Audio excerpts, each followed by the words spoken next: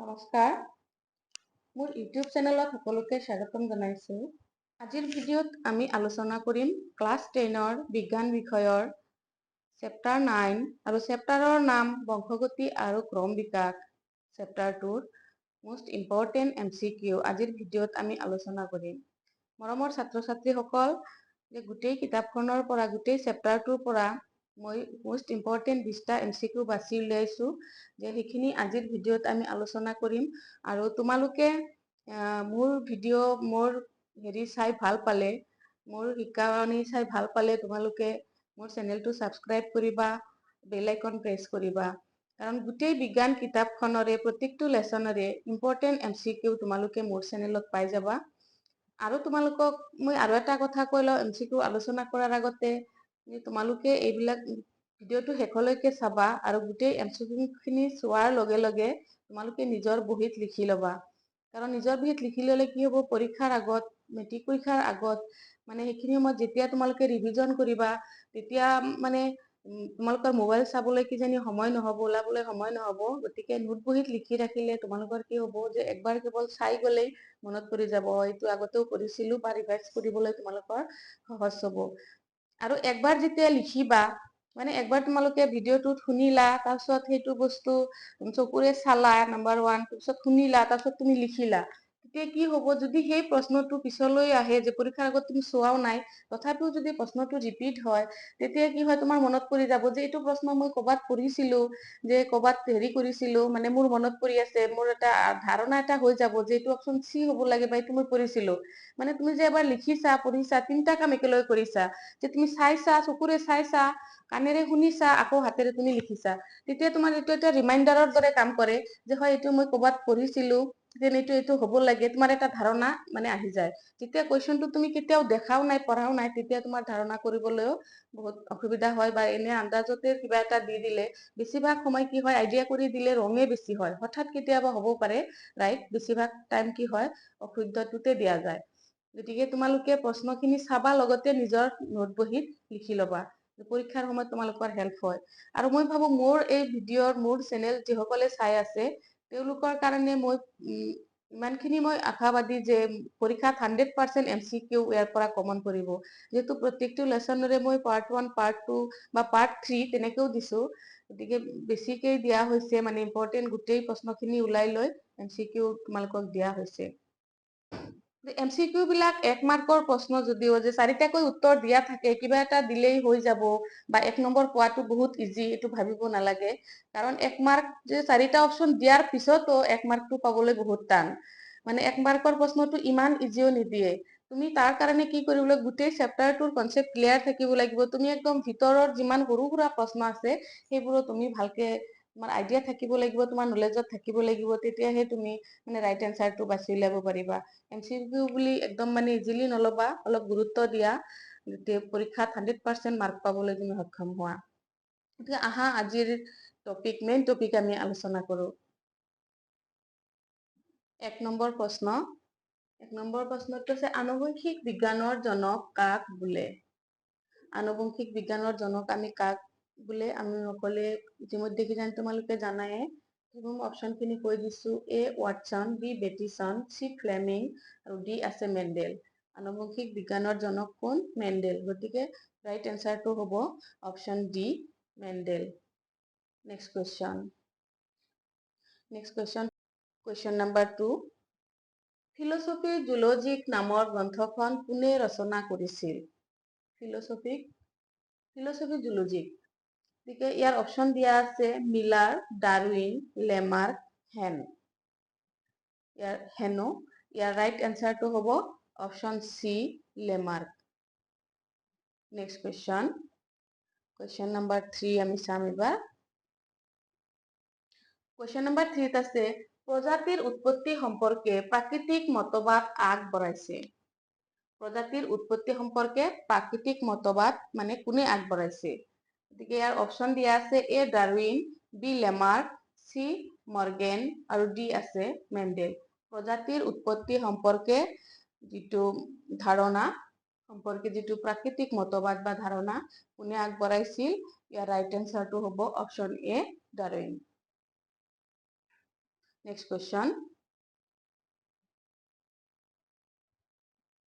চাবা 4 নম্বৰত আছে যে সমসংস্থ অংগৰ এটা উদাহৰণ হ'ল সমসংস্থ মানে যি অংগৰ কি উৎপত্তি স্থান একেই কিন্তু কাম বেলেগ বেলেগ এইটো হ'ল সমসংস্থ অংগ যে উৎপত্তি স্থান একেই আৰু সমভিত্তিক অংগ আছে সমভিত্তিক অংগ মানে হ'ল যিবিলাক অংগৰ উৎপত্তি স্থান বেলেগ বেলেগ কিন্তু কাম একেই আৰু সমসংস্থটো হ'ল উৎপত্তি স্থান একেই অপশন দিয়া আছে এ নম্বৰ আমাৰ হাত আৰু এটা কুকুৰৰ আগঠেং অপশন বি দিয়া আছে আমাৰ দাঁত আৰু এটা হাতীৰ দাঁত অপশন সি আছে আলু আৰু ঘাঁহ বনৰ আধাৰ কাণ্ড আৰু অপশন ডি দিয়া আছে ওপৰৰ আটাইকেইটা কাৰণ এই ওপৰৰ আটাইকেইটাই কি অপশন এ বি সি তিনিওটাই ৰাইট গতিকে তিনিওটাই সমস্ত অংগৰ উদাহৰণ গতিকে শুদ্ধ উত্তৰটো হ'ব অপশন ডি ওপৰত আটাইকেইটা নেক্সট কুৱেশ্যন আমি 5 নম্বৰ প্ৰশ্নটো চাম কি আছে যে সপুষ্পক উদ্ভিদৰ নগ্নবীজী আৰু গুপ্তবীজী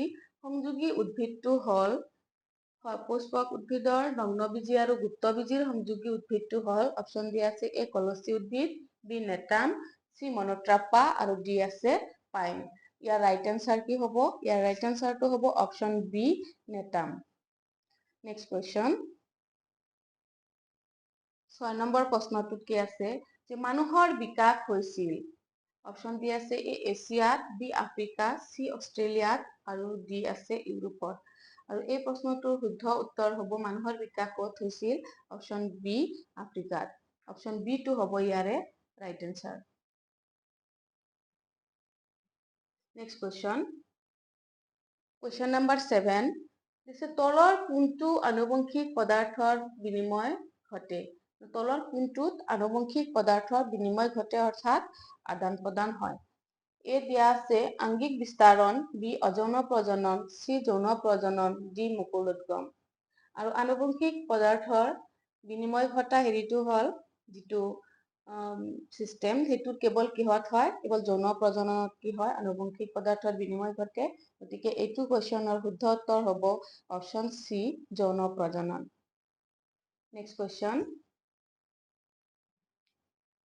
নেক্সট কুৱেশ্যনটো আছে বংশগতিৰ ভৌতিক আধাৰ হ'ল অপশন আমি চাম কোষ কেন্দ্ৰ কোষ প্ৰৰক ক্ৰমজম এটাও শুদ্ধ নহয় বংশগতিৰ ভৌতিক আধাৰ কোনটো তলত আমি চাম তোমালোকে এবাৰ গেছ কৰাচোন কোনটো হ'ব পাৰে ধাৰণা কৰা ইয়াৰ শুদ্ধ উত্তৰটো হ'ব অপশন সি chromosome next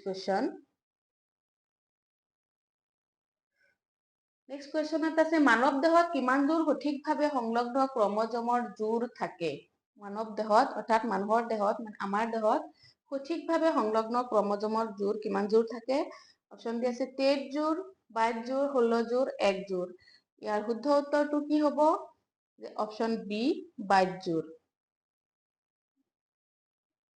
next question 10 number প্ৰশ্নটো আছে তলৰ কোনটোত এযোৰ সমভিত্তিক অংগ সমভিত্তিক মানে একে ধৰণৰ কাম কৰে অৰ্থাৎ ভিত্তি একে সমভিত্তিক অংগ বুলি কোৱা হয় এইবোৰক প্ৰতিস্থান বেলেগ কিন্তু কাম একে এই নম্বৰত দিয়া আছে ভেকুলীৰ আগঠেং আৰু চৰাইৰ আগঠেং বান্দৰৰ আগঠেং আৰু চৰাইৰ আগঠেং সি নম্বৰত দিয়া আছে বাদুলিৰ হাত আৰু চৰাইৰ হাত আৰু অপশন ডি দিয়া আছে বাদুলিৰ ডেউকা আৰু চৰাইৰ ডেউকা ইয়াৰ সমভিত্তিক অংগ কোনযোৰ হ'ব ডি টো হ'ব ইয়াৰ right answer next question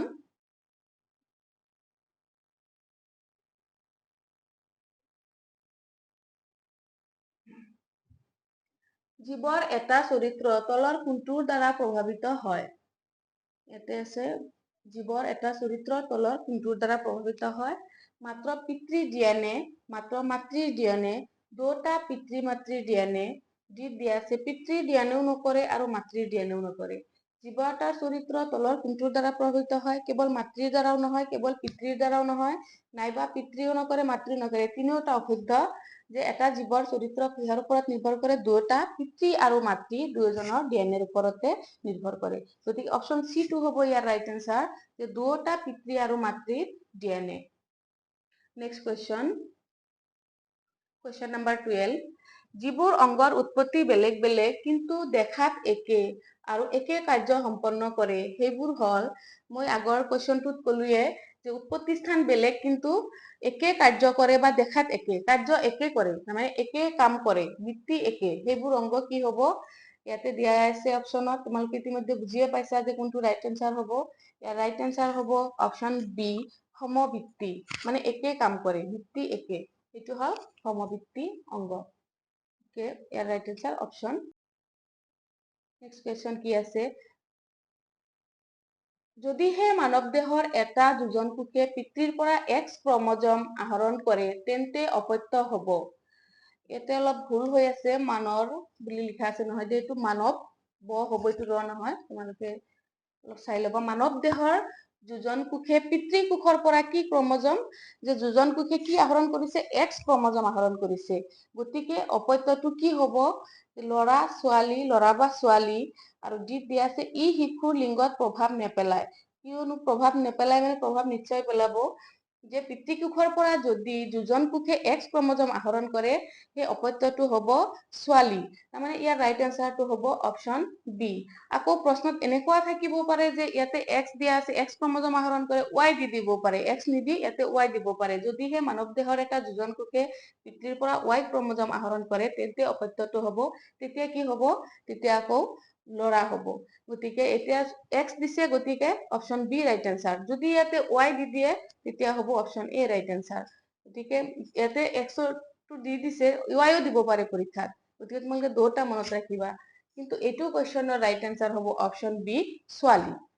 next question, 14 number প্ৰশ্নটো আনচাৰ, যে জীৱৰ ক্ৰম বিকাশ প্ৰক্ৰিয়া, যি প্ৰক্ৰিয়াৰ দ্বাৰা কোনো এটা প্ৰজাতিৰ জীৱসমূহ চাৰিত্ৰিক বৈশিষ্ট্যসমূহ বিভিন্ন কাৰকৰ প্ৰভাৱৰ ফলত পৰিৱৰ্তন ঘটি নতুন চাৰিত্ৰিক বৈশিষ্ট্য সম্পন্ন জীৱৰ উদ্ভৱ হয়, সেই প্ৰক্ৰিয়াক বোলা হয়। সেই প্ৰক্ৰিয়া কি বোলা হয়? এক নম্বৰত দি আছে প্ৰজাতিকৰণ, বি আছে ক্ৰম বিকাশ, চি আছে বংশানুক্ৰম, আৰু ডি মানে অপশ্যন 4 দিয়া আছে বিভিন্নতা। এবাৰ মই তোমালোকক গেছ কৰিব কৈছো, যিয়ে চাই আছে মানে তেওঁ গেছ কৰা যে কোনটো হ'ব লাগে, তোমালোকৰ মতে কোনটো হ'ব লাগে। এবাৰ গেছ কৰা, তাৰপিছত বুজি পাবা যে পৰীক্ষাত যে আইডিয়া কৰি দিলে নহয়, তোমাৰ গেছটো হ'বও পাৰে নহ'বও পাৰে। গতিকে ইয়াতে তুমি নিজকে অলপ প্ৰুভ কৰিব পাৰিবা যে মোৰ ধাৰণাটো ঠিকে আছে নে নাই। মই ৰাইট এনসাৰটো কৈ দিছো, যে ইয়াৰ শুদ্ধ উত্তৰটো হ'ব অপশ্যন এ, প্ৰজাতিকৰণ। নেক্সট কুৱেশ্যন, নেক্সট প্ৰশ্ন, জেনেটিক্স শব্দটো কোনে প্ৰৱৰ্তন কৰিছিল? জেনেটিক্স, ইয়াতে তোমালোকে এবাৰ গেছ কৰা কি হ'ব লাগে, অপশ্যন কেইটা চাই লোৱা, কি হ'ব লাগে এবাৰ গেছ কৰা সকলোৱে মনে মনে। তাৰপিছত মই কৈ আছো যে এ দিয়া আছে ডিড্ৰিচ, বি মেণ্ডেল, চি বেটিছন, আৰু ডি দিয়া আছে চুটন। আৰু এই জেনেটিক্স শব্দটো কোনে প্ৰৱৰ্তন কৰিছিল, এনেকুৱা প্ৰশ্ন কুইজতো সুধিব পাৰে, নাইবা মানে কি এইটো জেনেৰেল নলেজৰ প্ৰশ্নতো পৰে, জেনেটিক্স শব্দটো কোনে প্ৰৱৰ্তন কৰিছিল। গতিকে ইয়াৰ ৰাইট এনসাৰ হ'ব অপশ্যন চি, বেটিছন। 16ত কি আছে, যদি জিনীয় গাঁথনি ওখ টি মানে কেপিটেল টি আৰু চাপৰ স্মল টি যুক্ত গছৰ মাজত সংকৰণ ঘটোৱা হয়, পিছৰটো অপত্যজনুত আমি কোন ধৰণৰ গছ পাম? মানে কি কৈছে, জিনীয় গাঁথনিত ওখ গছ আৰু চাপৰ গছৰ মাজত যদি সংকৰণ ঘটোৱা হয়, মানে ফাৰ্ষ্ট টাইম, মানে প্ৰথমবাৰ সংকৰণ ঘটালে পিছৰটো অপত্যজনক, মানে নেক্সট জেনেৰেশ্যন আমি কেনেকুৱা ধৰণৰ গছ পাম? অপশ্যন দিয়া আছে ওখ আৰু চাপৰ দুই ধৰণৰ, আকৌ বিত দিয়া আছে কেৱল ওখ, চিত আছে চাপৰ, আৰু ডিত আছে ওপৰৰ এটাও নহয়। ইয়াতে কি হ'ব, যে ইয়াৰ ৰাইট এনসাৰটো হ'ব অপশ্যন বি, কেৱল ওখ। মানে কি, যেতিয়া দুটা ওখ আৰু চাপৰ গছৰ মাজত সংকৰণ ঘটোৱা হয়, আমাৰ মানে এনেকুৱা ভাৱ হয় যে ওখও হ'ব পাৰে চাপৰো হ'ব পাৰে, দুই ধৰণৰ হ'ব পাৰে। অপশ্যন এ টো বহুতে মানে ভুল কৰে এনেকুৱা, যে কিজানি দুই ধৰণৰ হ'ব, কিন্তু ফাৰ্ষ্ট জেনেৰেশ্যন মানে পিছৰটো অপত্যজনুত চাপৰ কোনো গছ নহয়, আৰু প্ৰথম মানে পিছৰটো জনুত আমি কেৱল কি পাম, ওখ গছ পাম, চাপৰ গছ আমি নাপাওঁ। গতিকে ইয়াৰ শুদ্ধ উত্তৰটো হ'ব অপশ্যন বি, কেৱল ওখ। পিছৰ প্ৰশ্নটো আমি চাম এতিয়া, 17 নম্বৰ, সৰীসৃপ আৰু স্তন্যপায়ী দুয়োৰে চৰিত্ৰ বহন কৰা সংযোগী প্ৰাণীবিধ হল? সৰীসৃপ আৰু স্তন্যপায়ী দুটা বেলেগ ধৰণৰ। সৰীসৃপ যিবিলাক বুকুৰে চুচৰাই যায়, স্তন্যপায়ী মানে যিয়ে কি কৰে নিজৰ মানে কি সন্তান জন্ম দিয়ে আৰু সন্তানে মাকৰ গাখীৰ সেইটো স্তন্যপায়ী কিন্তু এবিধ এনেকুৱা সংযোগী প্ৰাণী আছে যিয়ে কি কৰে সৰীসৃপ আৰু স্তন্যপায়ী দুয়োৰে চৰিত্ৰ বহন কৰে যে অপশন এ দিয়া আছে প্লেটিপাছ বি দিয়া আছে পেৰিপেটাছ সি দিয়া আছে পেৰামিচিয়াম আৰু অপশন ডি দিয়া আছে প্লেটিথেচিয়াম গতিকে ইয়াৰ শুদ্ধ উত্তৰটো কি হ'ব ইয়াৰ শুদ্ধ উত্তৰটো হ'ব প্লেটিপাছ অপশন এ যিয়ে কি কৰে সৰীসৃপ আৰু স্তন্যপায়ী দুয়োৰে চৰিত্ৰ বহন কৰে নেক্সট প্ৰশ্নটো হৈছে তলৰ কোনটো অনুপাতক মেণ্ডেলৰ এক সংকৰ পৰীক্ষাৰ ব্যক্তিৰূপ অনুপাত বোলা হয় মেণ্ডেলৰ কোনটো অনুপাতক এক সংকৰ পৰীক্ষাৰ ব্যক্তিৰূপ অনুপাত বুলি কোৱা হয় ইয়াতে অপশন দিয়া আছে তোমালোকে চাই লবা ইয়াৰ শুদ্ধ উত্তৰটো হ'ব ৰাইট আনসাৰটো হ'ব 3:1 এটো মানে ইম্পৰ্টেন্ট মানে প্ৰশ্ন আহে আগতেও আহিছে গতিকে এটো তোমালোকে অলপ ভালকে মনত ৰাখিবা যে মেণ্ডেলৰ এক সংকৰ পৰীক্ষাৰ ব্যক্তিৰূপ অনুপাত কোনটো অপশন বি 3:1 মানৱ শৰীৰৰ কোনটো লুপ্তপ্ৰায় অংগ মানৱ শৰীৰ মানে মানুহৰ মানে তোমালোকৰ দেহত এনেকুৱা এটা অংগ আছিল এতিয়া হেতু নাই বিবৰ্তনৰ ফলত কি হৈছে লাহে লাহে হেতু নোহোৱা হৈছে লুপ্তপ্ৰায় মানে হল যেটো নোহোৱা হৈ গৈছে আমাৰ নাই সেই অংগটো কি ইয়াতে তুমি নিজক চালে বা বুজিলে চালে বুজিব পাৰিবা যে উত্তৰটো কি হ'ব এ দিয়া আছে পুচ্ছস্থি বি দিয়া আছে ভৰিৰ আঙুলি সি কিডনি ডি মস্তিষ্ক এতিয়া তুমি ভাবি চোৱা যে তোমাৰ কি আছে কি নাই মস্তিষ্ক আমাৰ আছে কিডনি আছে ভৰিৰ আঙুলি আছে গতিকে আমাৰ দেহত কি নাই পুচ্ছস্থিটো নাই যেটো কি হয় আমাৰ দেহৰ লুপ্তপ্ৰায় অংগ কিন্তু এটো আগতে আছিল গতিকে এইটো কোৱেশ্চনৰ 19 নম্বৰ কোৱেশ্চনৰ শুদ্ধ উত্তৰটো হ'ব কি যে অপশন এ উচ্চ অস্থি নেক্সট কোৱেশ্চন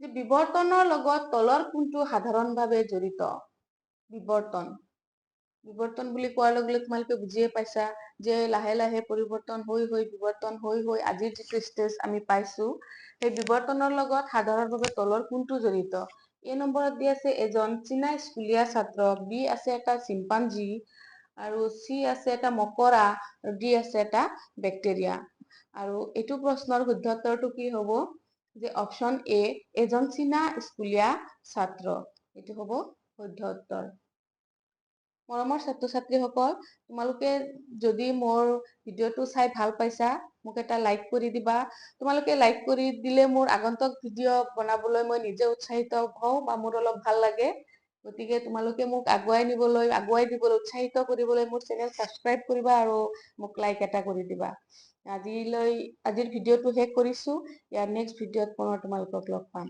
নমস্কাৰ